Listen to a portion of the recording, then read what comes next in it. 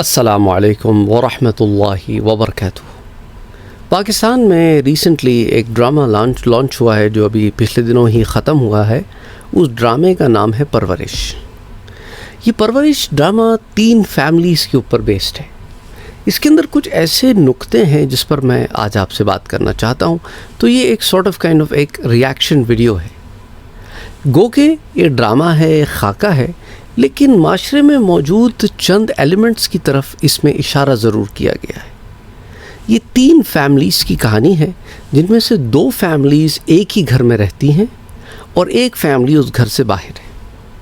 جو 2 فیملیز ایک ہی گھر میں رہتی ہیں یہ 2 بھائیوں کی فیملیز ہیں۔ ان کے ماں باپ بھی زندہ ہیں۔ ایک بھائی اپنی جوانی میں جب اس کا ایک ہی اولاد تھی، وہ لڑ جھگڑ کے کسی طرح امریکہ چلا جاتا ہے، وہیں سیٹل ہو جاتا ہے، بہت ترقی کرتا ہے، بہت پیسے کماتا ہے، یہاں تک کہ اپنے ان گھر والوں کو جو پاکستان میں ہوتے ہیں ان کا سٹیٹس بھی بہت اونچا کر دیتا ہے۔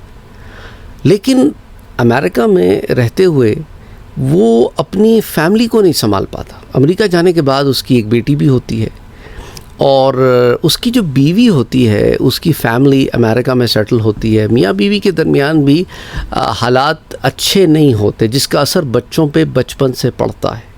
تو ایک چیز جس کی طرف نشاندہی کی گئی ہے کہ میاں بیوی کے جو جھگڑے ہوتے ہیں نا گھروں میں آپس میں، اس کا افیکٹ اولاد پہ پڑتا ہے اور ان کے ذہنوں پہ نقش ہو جاتا ہے۔ وہ ڈسٹرب ہو جاتے ہیں، مینٹلی ڈسٹرب ہو جاتے ہیں، اور بعض دفعہ یہ چیز لے کر یہ بڑے ہوتے ہیں اور یہی پھر برتاؤ یہ اگر اپنے اسپاؤسز کے ساتھ بھی رکھتے ہیں، کیونکہ انہوں نے بچپن سے دیکھا ہی یہ ہوتا ہے۔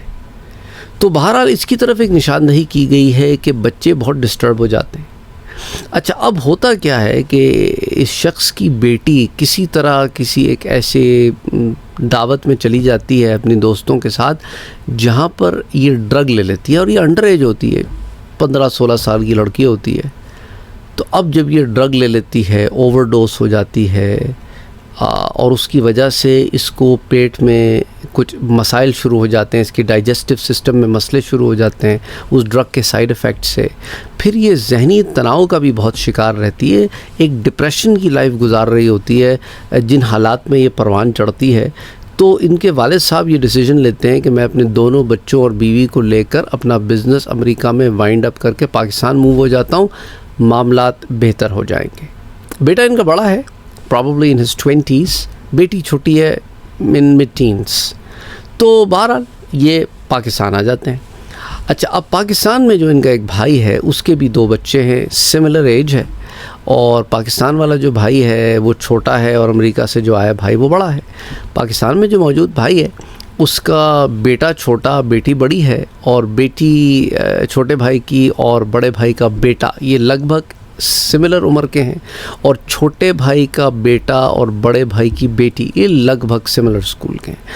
اچھا، اب یہ یہاں پر آتے ہیں تو اب ان کا بیٹا جو ہوتا ہے، امریکہ سے جو بھائی آیا ہوتا ہے اس کا جو بیٹا ہوتا ہے اسے میوزک کا شوق ہوتا ہے، وہ میوزک کو ایز ایک کریئر پرسو کرنا چاہتا ہے، لیکن گھر والے زبردستی اسے کسی نہ کسی طرح کرا کے میڈیکل اسکول میں داخل کرا دیتے ہیں۔ تو میڈیکل اسکول میں اس کی انٹرسٹ تو نہیں ہوتی، لیکن وہ اپنے ماں باپ کے لیے جانا شروع کر دیتا ہے۔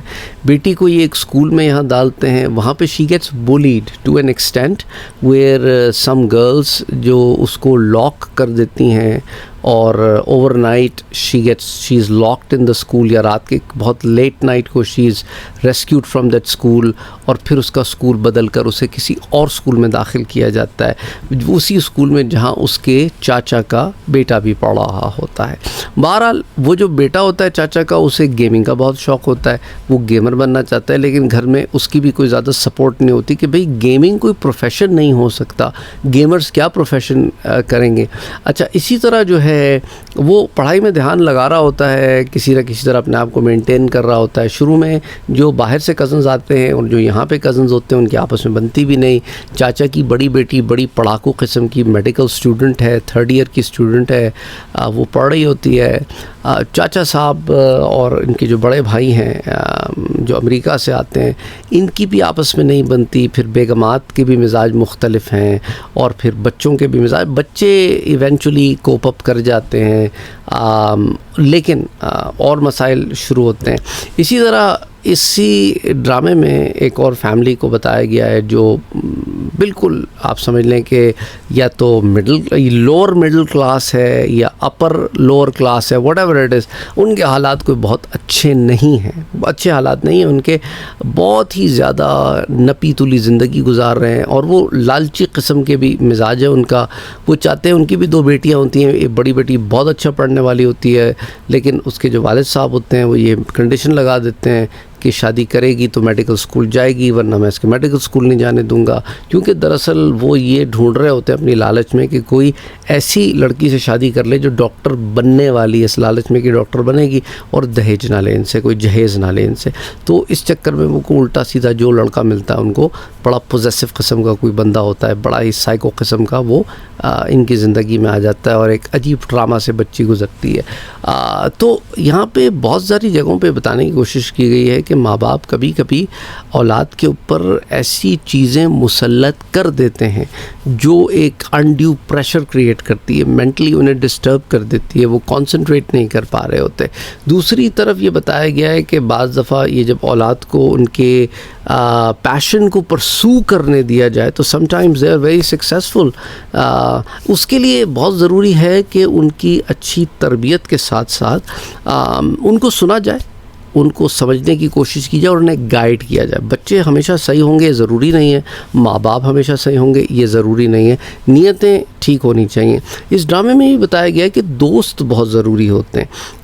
اس کے اندر یہ ہے کہ ایک ایسا پوائنٹ بھی آتا ہے کہ جو دونوں کزنز ہوتے ہیں، جو بڑے بھائی کا بیٹا امریکہ سے آتا ہے اور چھوٹے بھائی کا بیٹا یہاں ہوتا ہے، تو جو بڑے بھائی کا بیٹا ہوتا ہے جو میڈیکل کالج جا رہا ہوتا ہے، اسے وہاں پہ ایک ایسی لڑکی سے پیار ہو جاتا ہے جو اس کالج میں پڑھتی ہے، اور وہ لڑکی جو مجبوراً، یہ وہی لڑکی ہے جو اس غریب گھر کی بچی ہے، اور وہ جو ہے بڑا ہی اس کا عجیب سا کیریکٹر ہے.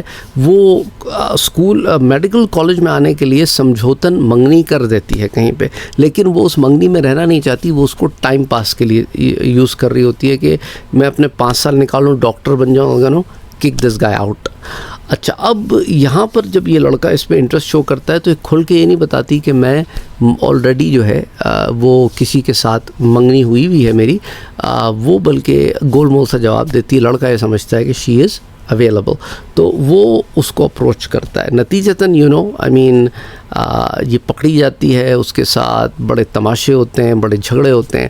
اس کے اندر ایک ایلیمنٹ یہ بھی ہے کہ ماں باپ آپ کو اسکول بھیجتے ہیں نا تو پڑھنے لکھنے کے لیے بھیجتے ہیں، عشق مشق کے لیے نہیں بھیجتے.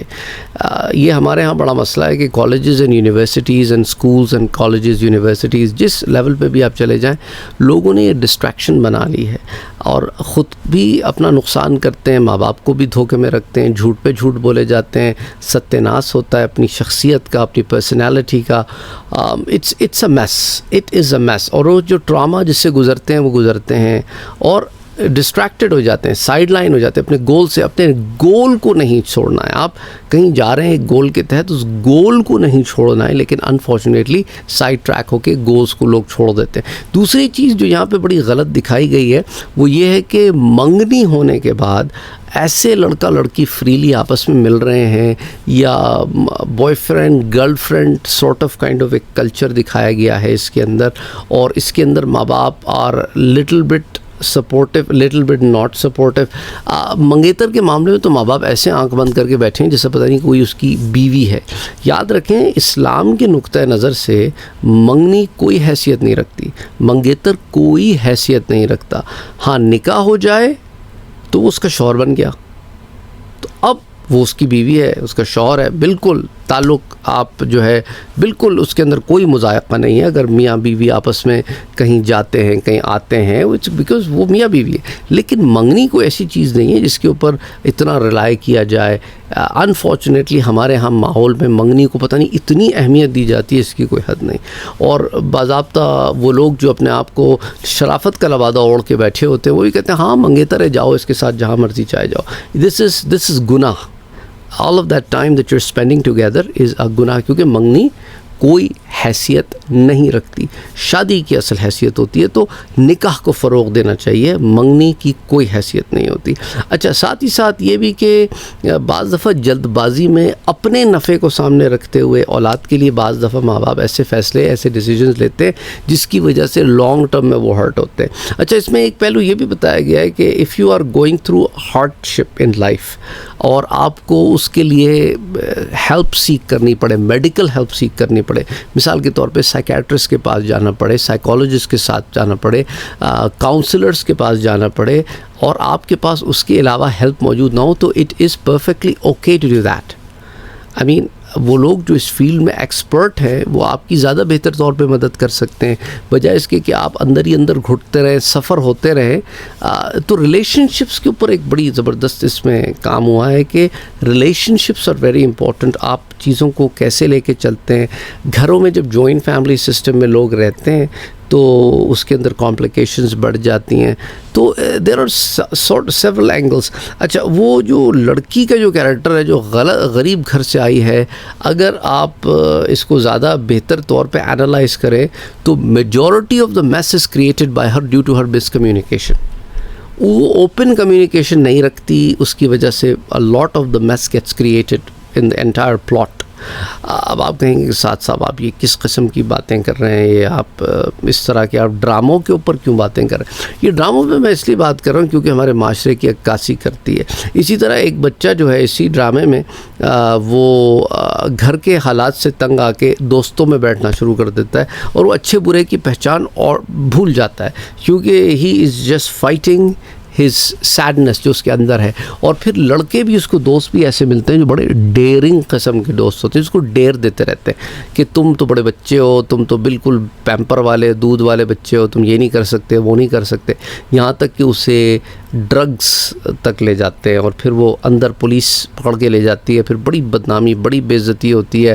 پھر اپنے ماں باپ کے آگے وہ شرمندہ رہتا ہے اور بڑی اس کو ٹائم لگتا ہے اس چیز کو گین کرنے کے لیے جو وہ اپنے ماں باپ کے سامنے لوز کر چکا ہوتا ہے. ایک رسپیکٹ ہوتی ہے, ایک ٹرسٹ ہوتا ہے. پھر اس میں ایک چیز یہ بھی دکھائی گئی کہ اولاد سے جو غلطیاں ہو جاتی ہیں ان کو ہینڈل کرنے کے مختلف طریقے ہوتے ہیں. Everybody is different. Certain approaches can trigger the behavior worse, certain approaches can trigger the behaviors in a good way. تو وہ اس کے اندر بہت سارے جو نا سائیکولوجیکل پہلوؤں کو سامنے رکھ کے بات کی گئی ہے. ماں باپ کا ادب ہے, کچھ بچوں میں احترام ہے, وہ رسپیکٹ کرتے ہیں, ماں باپ کی چیزوں کو آنر کرتے ہیں. بعض دفعہ ان کے آنر کرنے کو غلط چیز جو ہے وہ غلط معنی میں لے لیا جاتا ہے کہ ان پہ چیزیں جو ہے وہ پریشرائز کر کے بوجھ کے طور پہ ڈال دی جاتی ہے. اچھا, پھر یہ بھی دکھایا گیا کہ ایک بچہ گھر سے لڑ جھگڑ کے نکل جاتا ہے. اب وہ کسی بھی ڈائریکشن میں جا سکتا ہے. فارچونیٹلی اس کو کوئی اچھا بندہ مل جاتا ہے اور وہ اس کی ہیلپ کرتا ہے, بگڑنے سے اس کو بچاتا ہے, کیونکہ وہ خود گھر سے نکلا ہوا ہوتا ہے اور وہ بری صحبت میں پڑ کے تباہ ہو چکا ہوتا ہے. تو وہ نہیں چاہتا کہ کوئی اور بچہ بھی تباہ ہو. تو کچھ اینگلز اس طرح کے ہیں.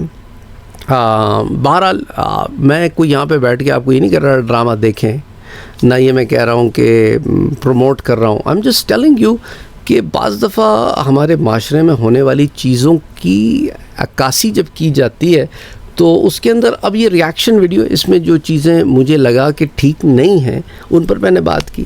جو مجھے چیزیں لگیں کہ یہ ہمارے ہاں کچھ ایسی چیزیں جو معاشرے میں خرابیاں ہیں, وہ چیز یوں ہونی چاہیے وہ یوں ہو گئی. تو بعض چیزیں ہیں جس کے اوپر میں نے سوچا کہ آج آپ سے اس ٹاپک پر بات کرتے ہیں ایک ریاکشن ویڈیو کی صورت میں, کہ اٹ از امپورٹنٹ کہ جو ریلیشن شپس اللہ نے ہمیں دیے ہیں نا, انہیں سنبھال کے رکھا جائے اور ان کی قدر کی جائے, ان کو ویلیو دی جائے. It's very important. اور ایک بڑی زبردست بات کہ ہم اس میں بہت ساری چیزیں ہم فار گرانٹڈ لیتے ہیں اور دوسروں کے ہم دیکھتے ہیں تو کہتے ہیں کہ اللہ تیرا کتنا احسان ہے. ان چیزوں کو تو ہم نے بڑا لائٹلی لیا ہوا ہے اور لوگوں کے لیے یہ چیز اتنی مشکل ہے. یعنی ایک شخص اپنے گھر میں آ کے اپنی بیوی کو اس لیے وہ کہہ رہا ہے کہ تم نے 2 مٹھی دال بنا دی, اتنی زیادہ دال. تو اس سے انسان سوچ پڑ جاتا ہے کہ یار ہم تو سوچتے بھی نہیں اس بارے میں. اور کچھ لوگوں کے لیے یہ بھی ہے کہ یار 1 مٹھی دال بنے گی بس, اس سے زیادہ نہیں.